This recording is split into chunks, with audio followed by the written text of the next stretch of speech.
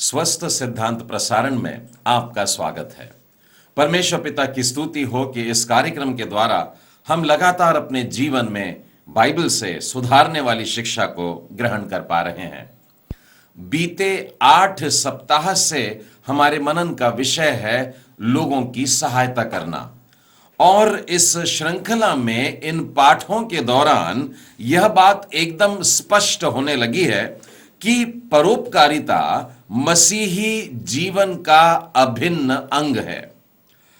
प्रियो, क्रिस्तीय कारिता से बाहर परोपकार हो सकता है।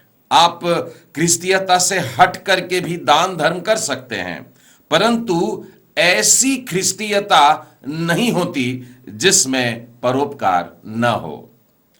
हम सीख रहे हैं सहायता कैसे न करें, हाउ नॉट टू हेल्प, और अब तक हमने इस पर 8 पाठ सीख चुके हैं जो इस प्रकार से हैं। Lesson number 1, do not consider charity optional, परोपकार को विकल्प न समझें।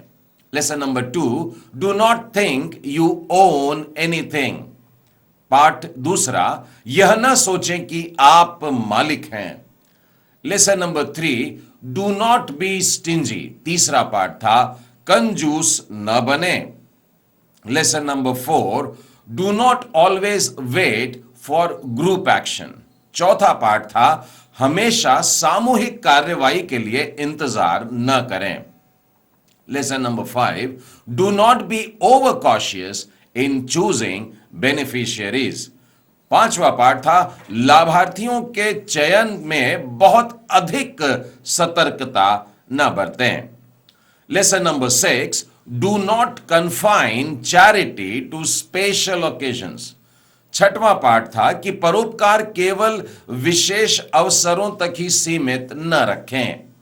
Lesson number 7, do not publicise charity, सातवां पाठ था दान का प्रचार न करें।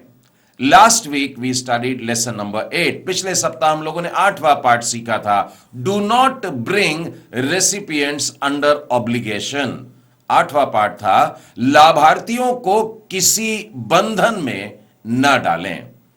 Today will be learning lesson number 9, आज हम लोग 9वां पाठ सीखने जा रहे हैं, हाउ नॉट टू हेल्प, सहायता कैसे न करें। डू नॉट एनकरेज लेजीनेस, आलस्य को प्रोत्साहित न करें। फिर से कहता हूं, हाउ नॉट टू हेल्प, सहायता कैसे न करें। डू नॉट एनकरेज लेजीनेस, आलस्य को प्रोत्साहित न करें। किसी जरूरतमंद व्यक्ति की जरूरतों को देना अच्छी बात है, लेकिन इस बात को भी ध्यान में रखना जरूरी है कि आपकी सहायता जिसको मिल रही है वो आपकी सहायता से एक गलत फायदा तो नहीं उठा रहा है।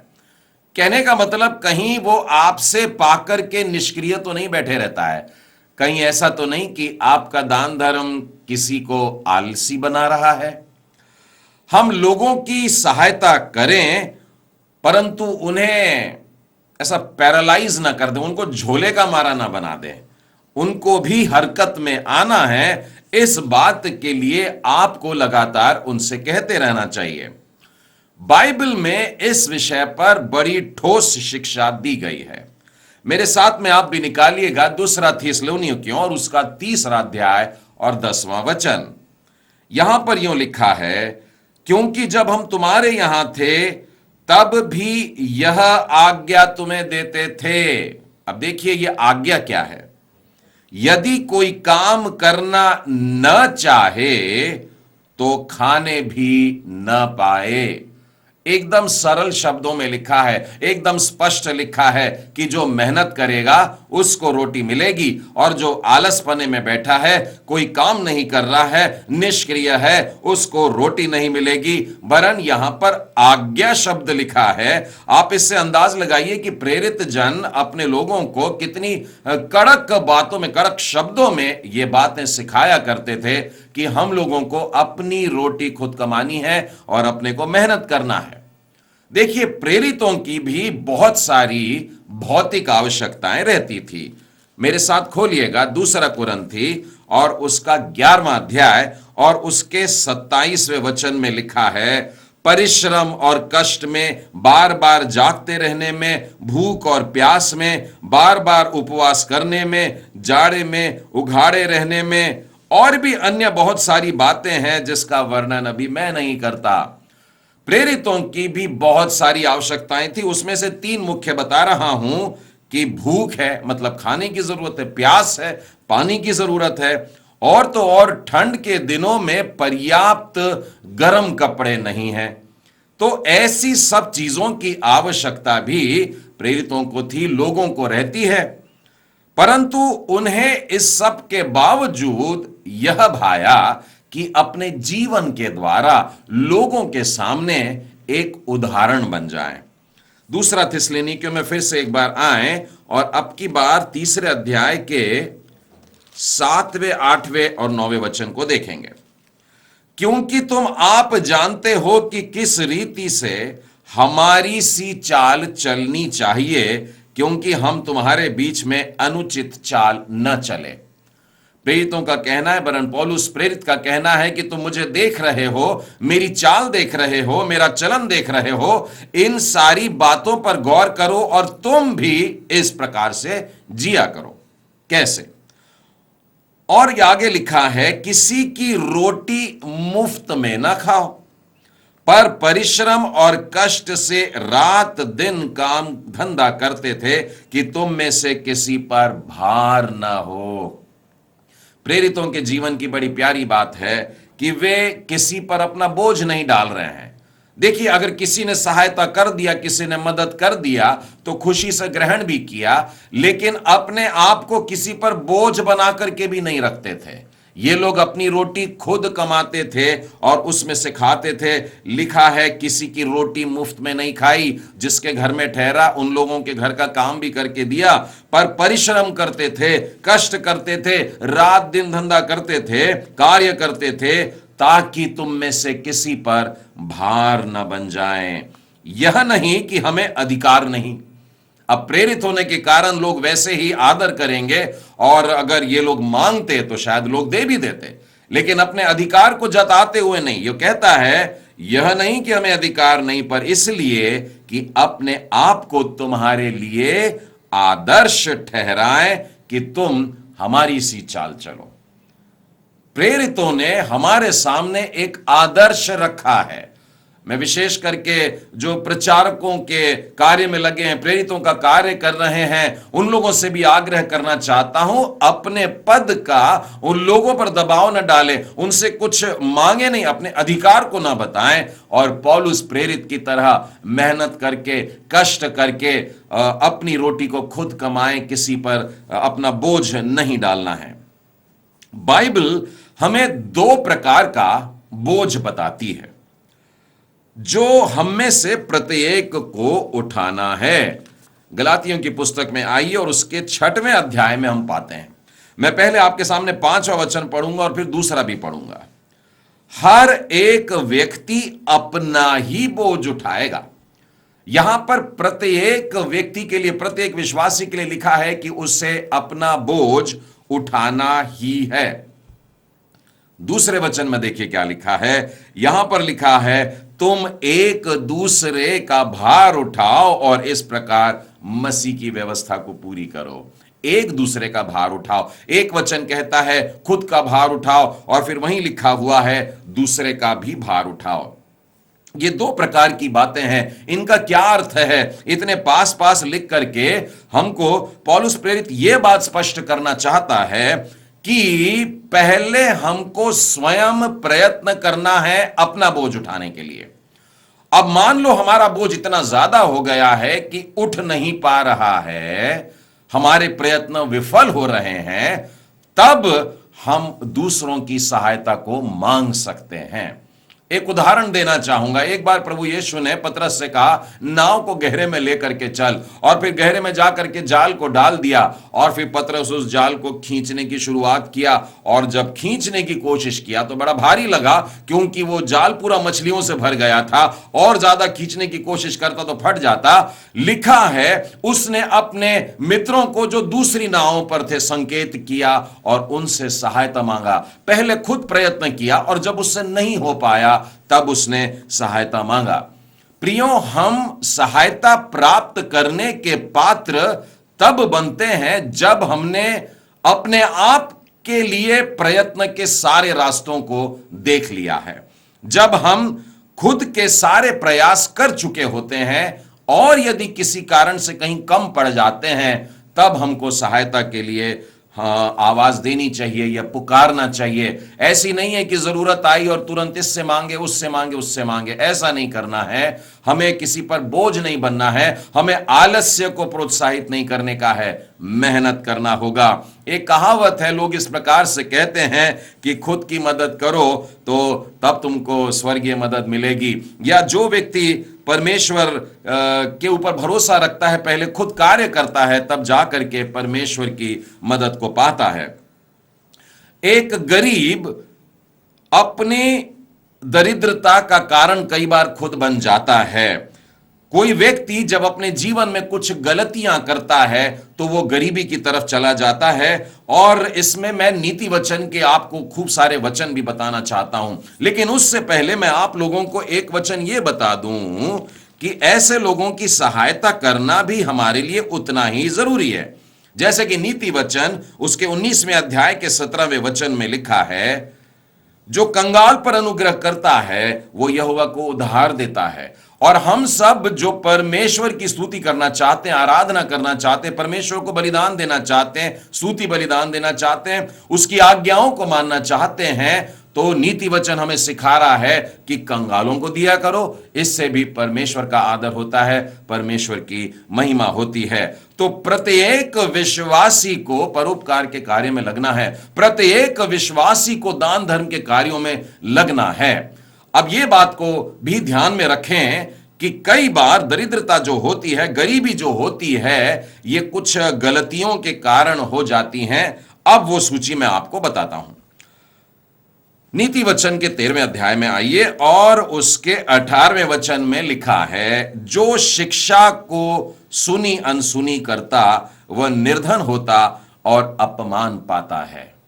जब किसी को सिखाया जा रहा है, उसको एक कान से सुना दूसरे से छोड़ दिया। जब अच्छी बातें सुनाई जा रही हैं, जब उपदेश दिया जा रहा है, इन बातों को सुन करके भूल जाता है जो व्यक्ति, बाइबल कहती है ऐसा व्यक्ति निर्धन हो जाता है और उसे अपमान सहना पड़ता है। तो एक बात ध्यान रखें कि जो व्यक्ति इन बातों को नहीं सुनता, मतलब वो नियमों में नहीं चलना चाहता, मतलब वो अनुशासन में नहीं रहना चाहता है, तो जब हम अनुशासन में नहीं रहना चाहते हैं तब हम निर्धन बन सकते हैं। नीति वचन के 20वें अध्याय में आइए और उसके 13वें वचन में लिखा है, ध्यान से सुनिएगा, नींद से प्रीति न रख नहीं तो कंगाल हो जाएगा।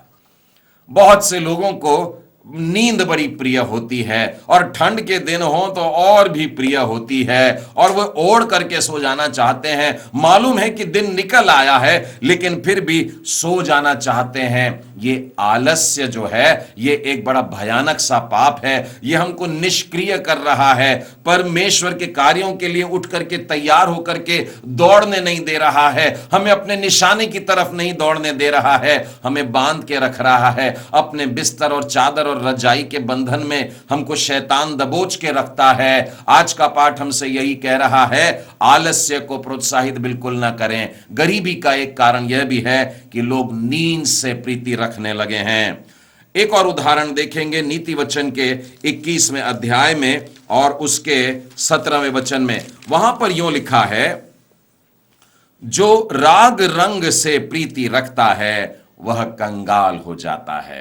राग रंग से तात्पर्य है जो संसार के आनंद की खोज में रहता है, यहां के सुख विलास की खोज में रहता है, जो संसार में अपनी खुशियां ढूंढने निकल जाता है। मैंने कई लोगों को देखा है जो अपनी जेब को पैसों से भरकर निकलते हैं और फिर रास्ते में जो नजर आया वो चीजें अपने लिए ले करते जाते हैं। पैसे खत्म हो रहे हैं, चीजें बटोर लिए, उन चीजों की आवश्यकता हो ना हो, बस थोड़े समय की खुशियां प्रदान करता है और ऐसा करके वे निर्धन होते चले जाते हैं। बाइबल कह रही है ऐसे लोगों के लिए कि ऐसा व्यक्ति कंगाल हो जाता है। उसी प्रकार से 23वें अध्याय के 21वें वचन में भी देखिए क्या लिखा है। वहां पर है, क्योंकि पियक्कड़ और पेटू अपना भाग खोते हैं और पीनक वाले को चिथड़े पहनने पड़ते हैं।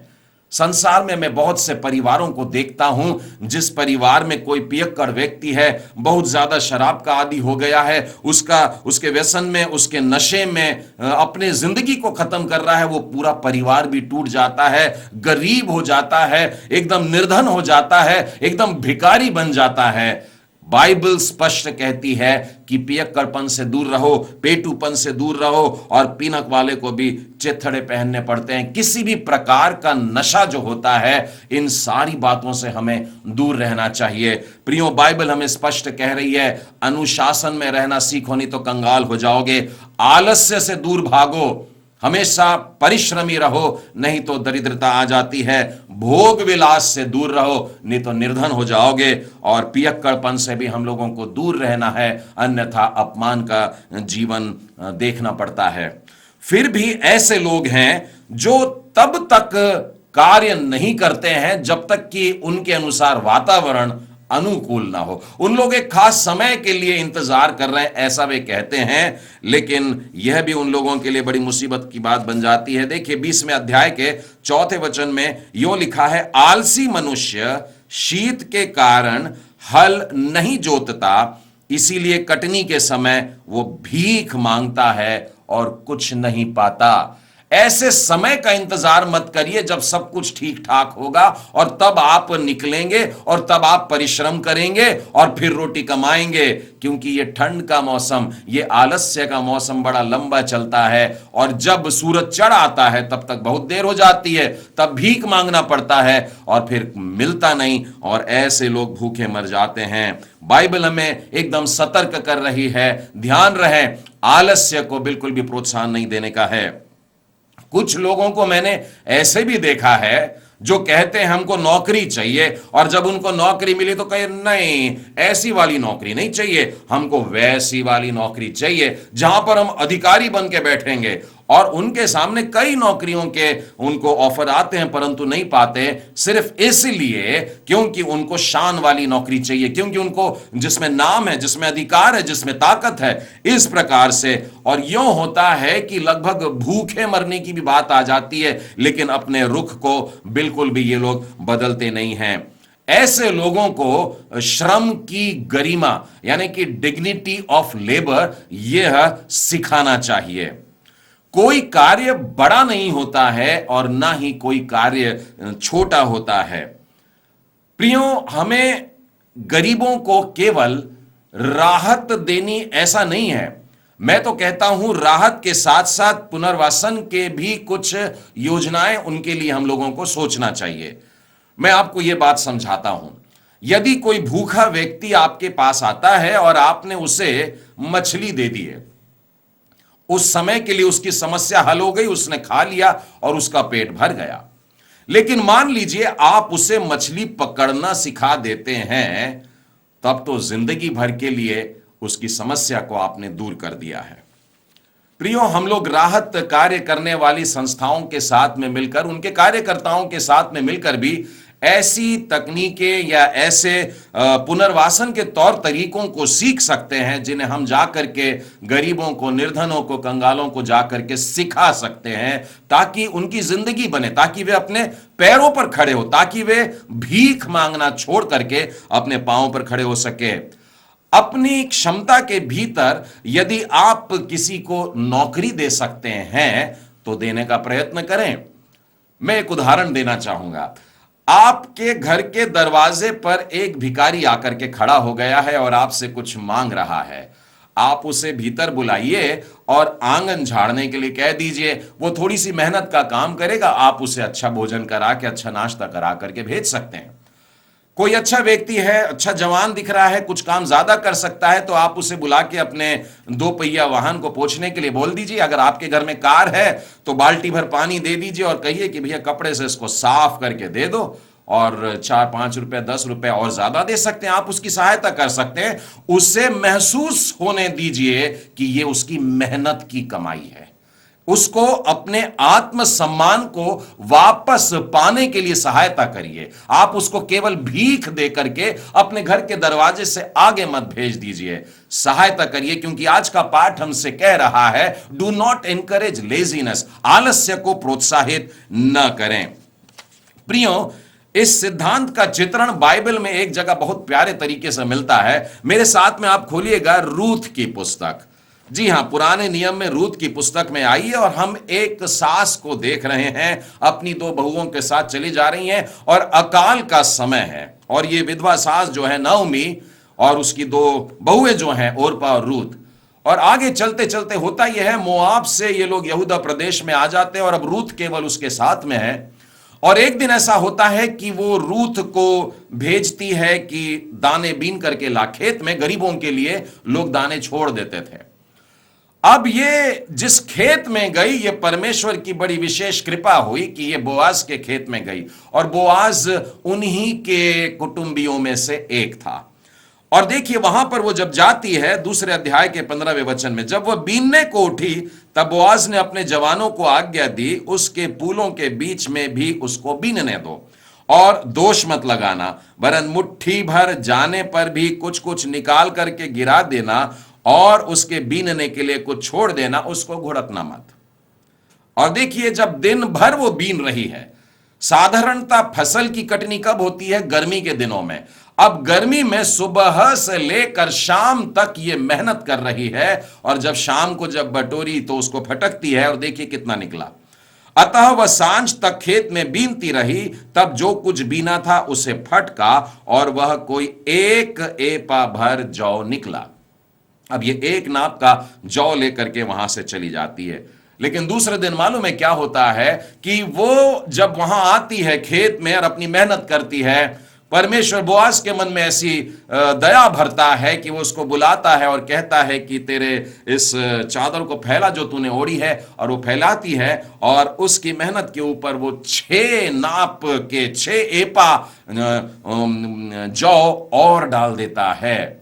कहने का मतलब, जो मेहनत करना जानता है उसको आप और प्रोत्साहित करें, उसे बैठे न रहने दें, परंतु उसके आलस्य को दूर करके उसकी सहायता करें कि वो और भी आगे बढ़े। प्रियो, एक और बात है कि लोग गलत काम में लग जाते हैं। गरीबी एक कारण बन जाती है। लोग चोरी चकारी में लग जाते हैं, लूटपाट में लग जाते हैं, और यह संभावना बाइबल भी हमको बताती है। नीति वचन के 30वें अध्याय में देखिए, नीति वचन का 30वां अध्याय और उसका 9वां वचन कहता है, ऐसा ना हो कि जब मेरा पेट भर जाए तब मैं इनकार करके कहूं कि यहोवा कहां है, या फिर अपना भाग खो करके चोरी करूं।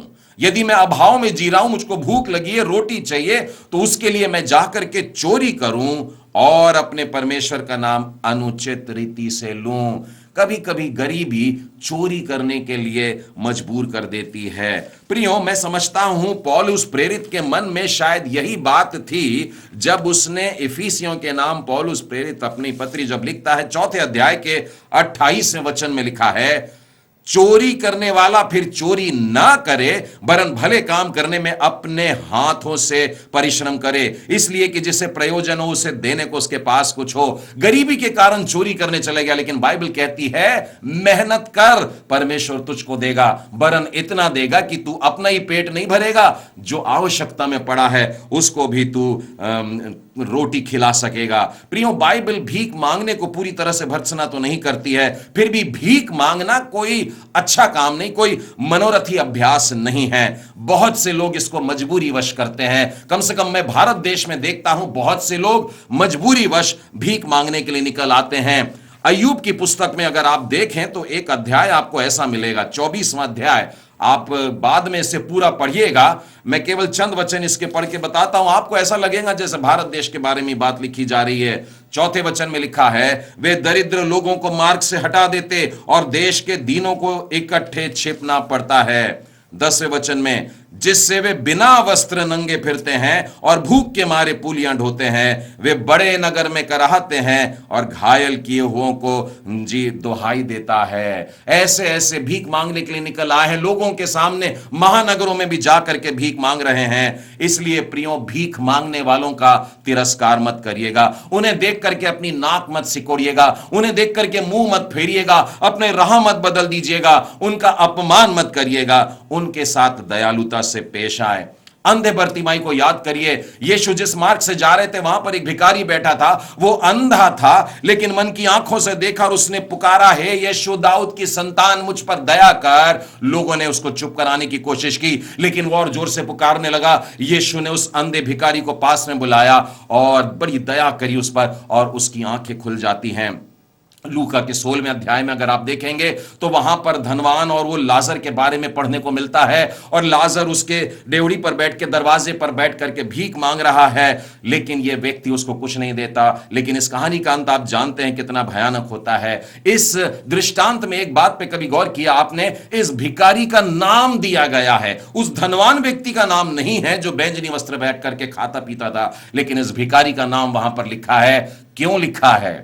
प्रियो, एक प्रश्न आपसे पूछता हूं, आपके घर के दरवाजे पर जो भिखारी आता है, शायद बार बार आता होगा, क्या आप उस भिखारी का नाम जानते हैं? और यदि उस भिखारी का नाम नहीं जानते हैं तो मुझे शंका है कि क्या उसकी तकलीफ को जानते हैं, कि क्या उसकी आवश्यकताओं को जानते हैं? प्रभु यीशु ने इस दृष्टांत के द्वारा हमसे कहा है कि उस भिखारी को जानने लग, उसकी जरूरत को जानने लग और तब उसकी सहायता करना। प्रियो, प्रारंभिक कलीसिया में जो पहला आश्चर्य कर्म हुआ था प्रेरितों के काम के 3रे अध्याय में, वो एक भिखारी पर हुआ था, और वो उस समय एक लंगड़ा था, लेकिन बाद में चंगाई को पाकर के प्रभु की स्तुति आराधना करने के लिए निकल पड़ता है। मैं आप लोगों से भी आग्रह करता हूं कि ऐसे लंगड़ों पर या टुंडों पर या पंगों पर आप दया की नजर रखिए। परमेश्वर चाहता है हर एक मसीही इन लोगों को बड़े प्रेम से और दयालुता भरी नजर से देखे।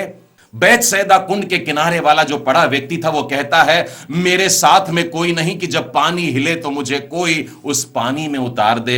आप अपने शहर के उन लंगड़ों को, उन टुंडों को लेकर के महासभाओं में ले जा सकते हैं। जो चंगाई के प्रभु के सेवक आते हैं, जिनको चंगाई का दान है, उनके पास में लेकर के जाएं। उस व्यक्ति को याद करें जिन 4 लोगों ने अपने मित्र को ले जाकर के छत खोली थी और यीशु के पास में उतार दिया था। प्रियो, बहुत जरूरी है कि हम इनको आदर से देखें जो शरीर से किसी प्रकार से दुर्बल हैं। इनको अपंग या उनको हैंडीकैप नहीं कहना है, जैसा सरकार भी कहती है कि ये लोग डिफरेंटली एबल्ड हैं। इनको हम भिन्न योग्यता रखने वाले लोग कहते हैं। दया की जो भाषा होती है बहरे सुन लेते हैं, दया की जो भाषा होती है वे अंधे देख लेते हैं। उन्हें प्रभु के पास में लेकर के आए, परमेश्वर के पास में उनको ताकने के लिए कहें। मैं एक आखिरी वचन बताकर आज का संदेश समाप्त करना चाहता हूं। लूका रचित सुसमाचार के 1 अध्याय का 47वां वचन कहता है, मेरी आत्मा मेरे उद्धार करने वाले परमेश्वर से आनंदित हुई, उसने भूखों को अच्छी वस्तुओं से तृप्त किया है। हाउ नॉट टू हेल्प, सहायता कैसे न करें। डू नॉट एनकरेज लेजीनेस, आलस्य को प्रोत्साहित न करें। परमेश्वर पिता आप सबों को आशीष